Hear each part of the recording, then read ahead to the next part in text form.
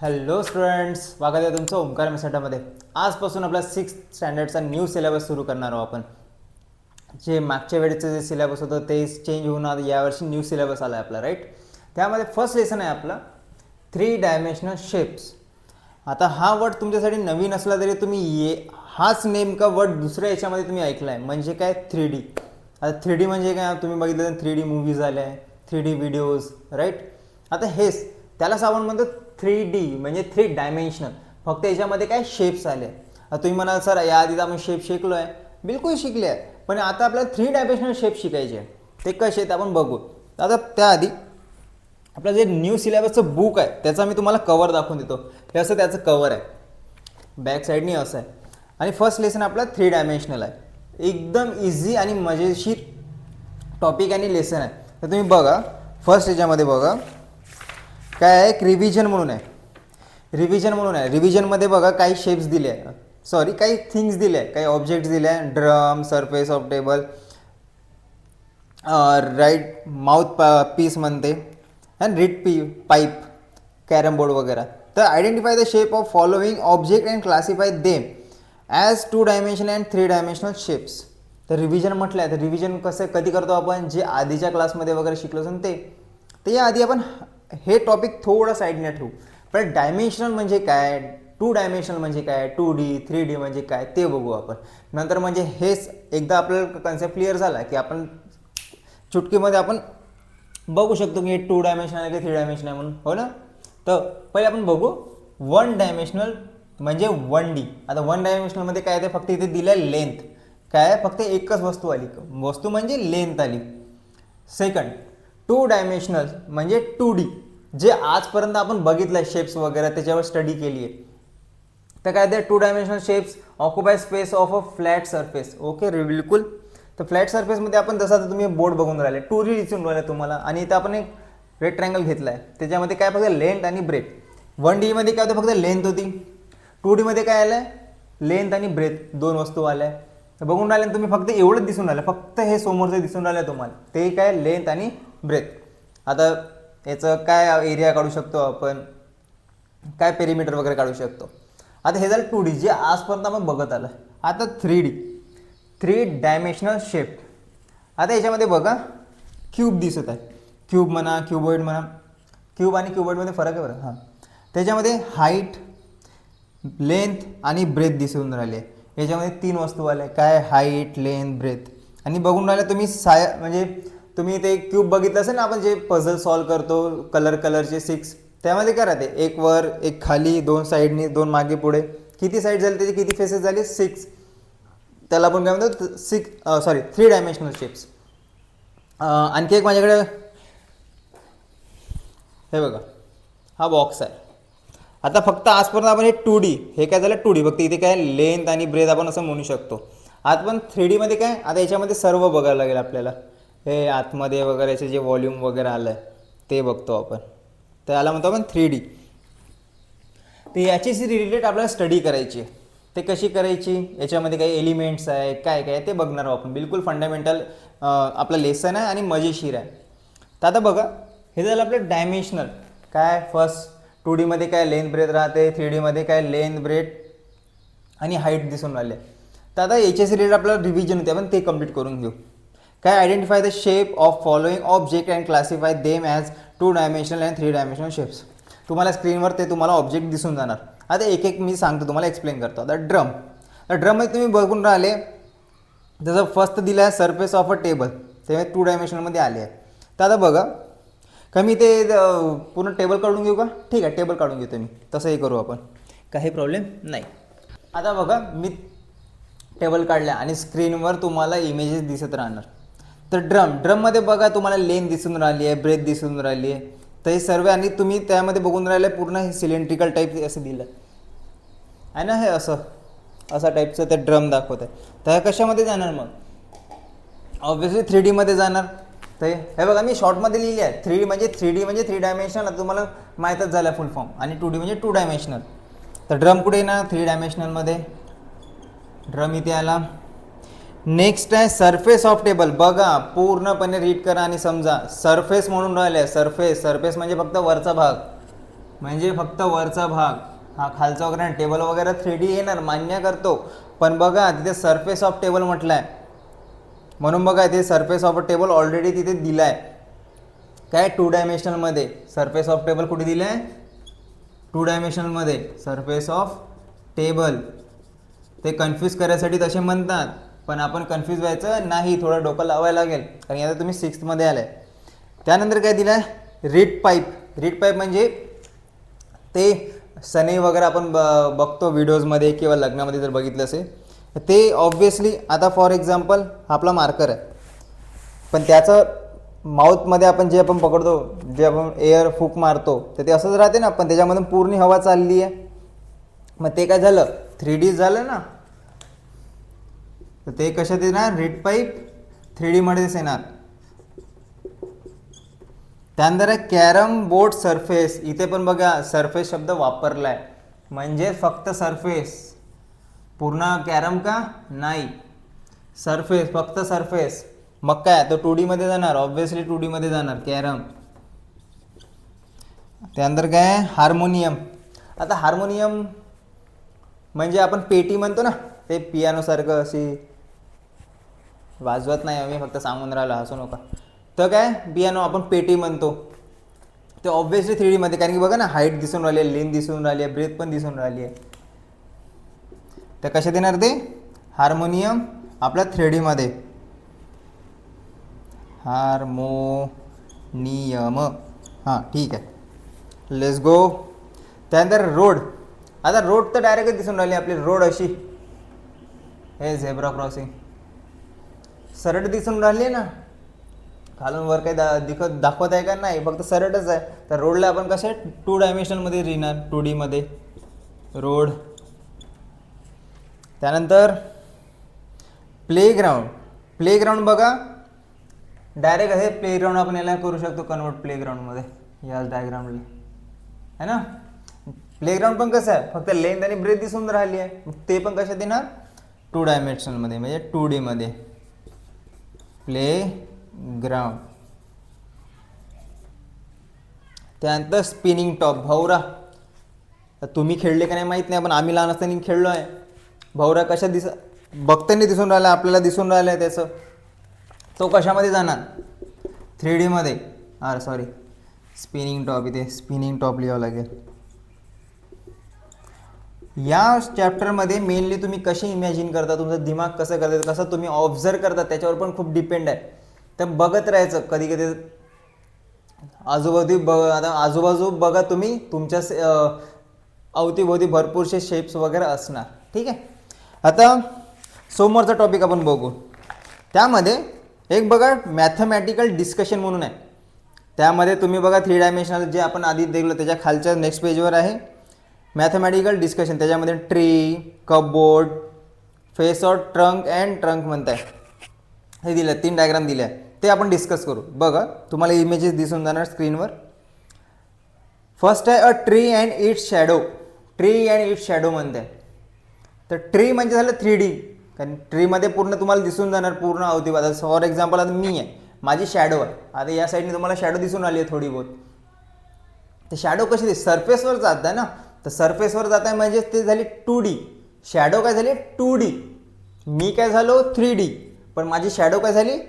2D. म्हणजे तसं tree काय झाली? ट्री काय झालं? 3D. आणि शॅडो काय झाली? 2D. राईट. त्यानंतर faces of cupboard and cupboard.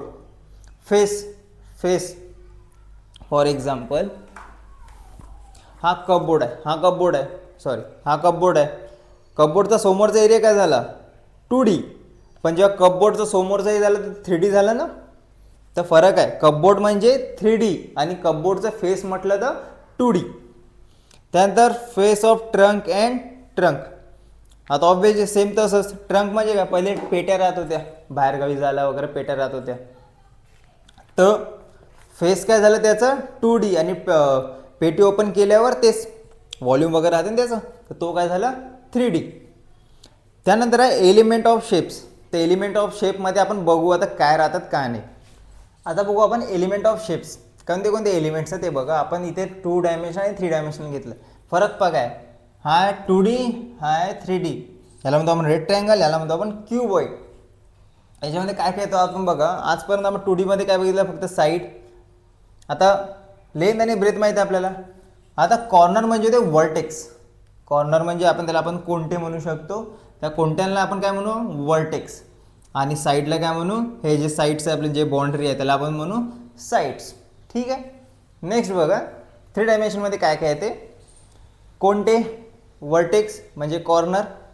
Edges, edges म्हणजे सेम ते साईड्स म्हणू आपण, जे बाउंड्रीज राहतात. साईड्स म्हणजे बघा आता आपण फक्त बघितलं हे 2D, हे जे साईड आहे हे साईड कोणते. ठीक आहे. आता याला किती समजा आपण बघतो म्हटलं, वर्टेक्स किती आहे बघा. 2D मध्ये वर्टेक्स 1 2 3 4. वर्टेक्स किती मिळाले आपल्याला, कारण की एक्झाममध्ये येऊ शकतात. वर्टेक्स किती आहे, 4. साईड विचारलं तर साईड किती आहे, त्यालाच आपण दुसरा वर्ड म्हटलं आहे आर्म. 1 2 3 4 किती आहे, 4. आता नंतर वर्टेक्स 3D मध्ये. आता हा बघितला, आता पूर्ण बघावं लागेल हे पूर्ण जे काही आहे क्यूबॉइड त्याचे वर्टेक्स. वर्टेक्स म्हणजे हेच कोणते, एजेस. हे एजेस आपण त्याला बाउंड्री म्हणू शकतो, एजेस. हे अशी बाउंड्री एजेस. नंतर फेस, फेस म्हणजे हे पूर्ण हिस्सा, हा हिस्सा, हा जो त्याला भाग आहे त्याला म्हणतो आपण फेसेस.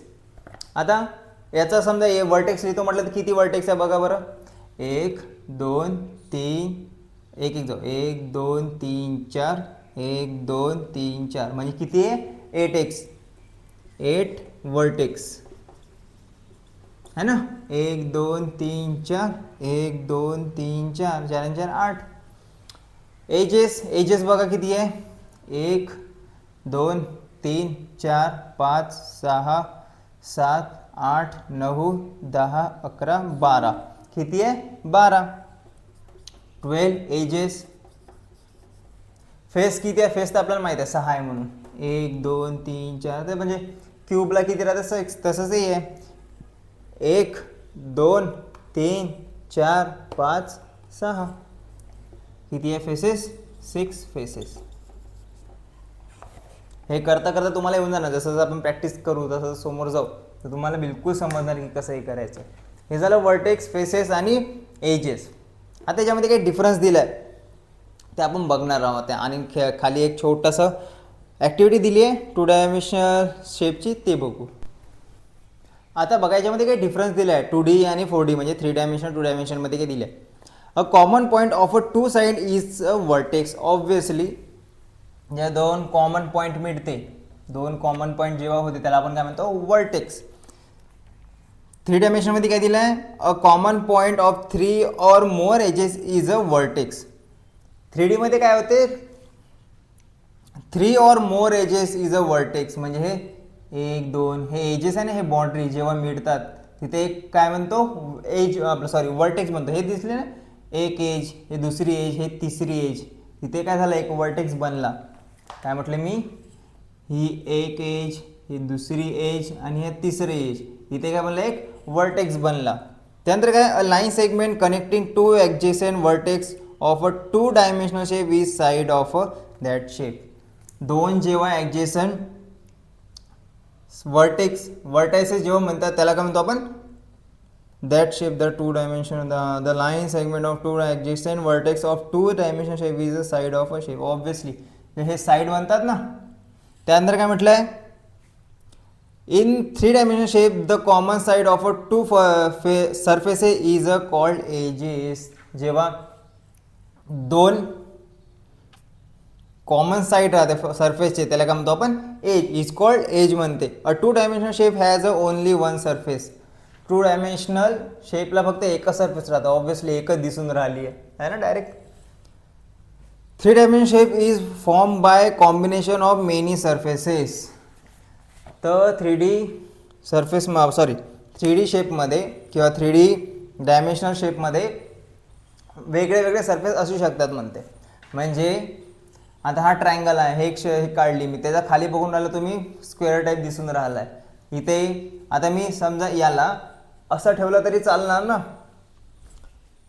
जसं हा इथून रेक्टँगल दिसत आहे, इथून रेक्टँगल दिसत आहे, हा एक सरफेस झाला, इकडून स्क्वेअर सारखा दिसून राहिला. तर मी असं पण ठेवू शकतो सरफेसला, म्हणजे याला वेगळे वेगळे सरफेस राहू शकतात, तेच त्यांना सांगायचं आहे, त्यांनी सांगून राहिले. तर हा होता डिफरन्स, बिलकुल इझी डिफरन्स होता, जास्ती काही मोठं किंवा वेगळा डिफरन्स नाही आहे, पण इम्पॉर्टंट आहे. तर यामध्ये आपण काय बघितलं, व्हर्टायसेस, एजेस आणि सरफेसेस किंवा फेसेस या आधीच्या पॉईंटमध्ये आपण कव्हर केलं आहे. आता इथे छोटीशी एक ॲक्टिव्हिटी सारखं दिलं आहे, 2 dimensional shapes. Polygon, a close figure with 3 or more side is a polygon. काय म्हटलं आहे, a closed figure with 3 or more side is a polygon. म्हणजे कोणती शेप समजा त्याला 3 पेक्षा जास्ती साईड्स राहिले त्याला काय म्हणतो आपण, पॉलिगॉन. 3 साईड म्हणजे 1 2 3 4 5, किती साईड झाल्या 5, त्याला काय म्हणतो आपण पॉलिगॉन किंवा पेंटागॉन पण म्हणू शकतो आपण, पॉलिगॉन. ठीक आहे. आणखी वेगवेगळे शेप्स इथे दिला आहे, हेक्सागॉन, पेंटागॉन. ओके, त्याच्यावर आपण आता नंबर ऑफ व्हर्टेक्सेस आणि नंबर ऑफ साईड्स बघू. आता बघा आपला कम्प्लीट टेबल करू. मी टेबल तर बनवलेलं नाही आहे, पण आपल्याला शेप्स वगैरे काढले आहे मी. फर्स्ट आहे ट्रायंगल. ट्रायंगलचे काय व्हर्टायसेस सांगायचे आणि साईड्स सांगायचे. किती आहे बघा बरं. व्हर्टायसेस म्हणजे कोणते, कॉर्नर 1 2 3 म्हणजे 3 झाले. नंबर ऑफ साईड्स, साईड्स म्हणजे हे 1 2 3, हे 1 हे 2 आणि हे 3 म्हणजे साईड्स पण किती झाल्या 3. हा आहे क्वाड्रिलेटर, कारण 4 साईड आहे ना क्वाड्रिलेटर, त्यामध्ये व्हर्टायसेस 1 2 3 4 4 साइड्स 1 2 3 4 किती झाले 4. Pentagon 1 2 3 4 5 vertices. साइड्स किती आहे 1 2 3 4 5 म्हणजे 5 साइड्स झाल्या, राईट. त्यानंतर नेक्स्ट बघा 1 2 3 4 5 6 6 side, hexagon. Sorry 6 vertices. Side किती आहे 1 2 3 4 5 6, साइड्स पण किती आहे 6.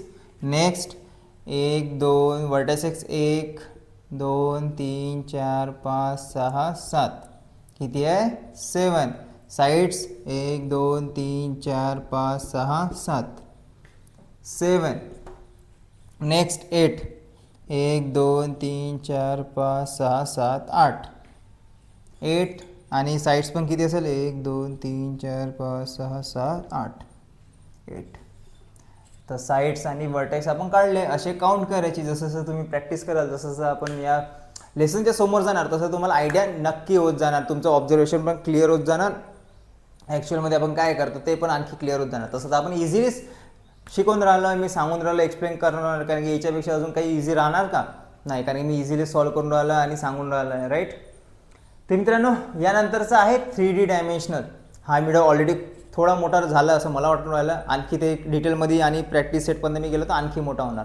तर त्यामध्ये आपण 2 व्हिडिओमध्ये मी डिवाईड करून टाकतो. तर मित्रांनो हा व्हिडिओ मी इथेच संपवतो.